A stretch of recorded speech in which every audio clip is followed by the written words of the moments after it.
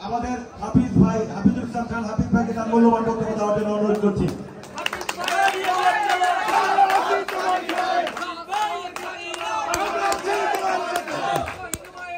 বিসমিল্লাহির রহমানির রহিম।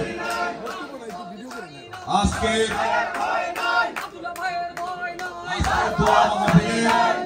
সম্মানিত সভাপতি শ্রীনগর উপজেলা বিএনপির সভাপতি জনাব শহীদুল ইসলাম মীরা ভাই, আজকের অনুষ্ঠানের প্রধান অতিথি আমাদের মুন্সিগঞ্জ ১ আসনের আগামী দিনের অভিভাবক তারেক রহমানের প্রতিনিধি জনাব শেখ মোহাম্মদ আব্দুল্লাহ ভাই, উপস্থিত সিরাজদিঘা উপজেলা বিএনপির সাধারণ সম্পাদক এম হায়দার আলী ভাই সহ সকল নেতৃবৃন্দ, বিএনপি, যুবদল, স্বেচ্ছাসেবক দল, ছাত্র দল, রাজরাজ, শ্রমিক দল, মৎস্যজীবী, সবাইকে কেউ বাইন করেন না, সবাইকে আমার অন্তরের অন্তঃস্থল থেকে সালাম, শুভেচ্ছা।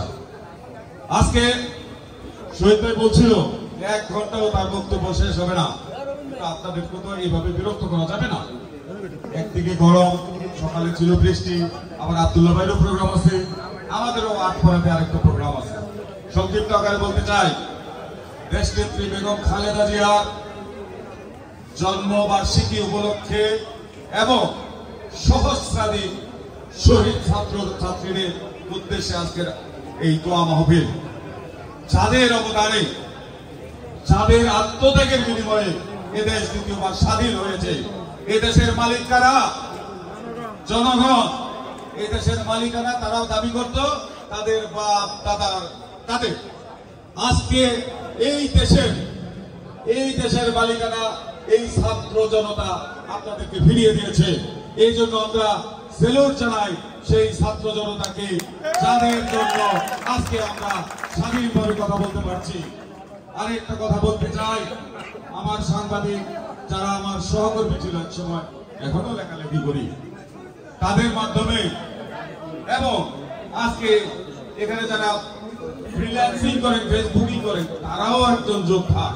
তাদের মাধ্যমে জানাতে চাই, আজকে বিএনপি কেন্দ্রীয় নির্দেশনা অনুযায়ী যারা বিগত নির্বাচনগুলোতে ইউনিয়ন পরিষদ, উপজেলা পরিষদ, সংসদ নির্বাচনে যারা সরাসরি সম্পৃক্ত ছিল, ভোটদান করছে এবং প্রচারণা করছে, তাদেরকে বেছে বেছে আপনারা দূরে রাখবেন, তাদেরকে এখানে ঠাঁই দেবেন না।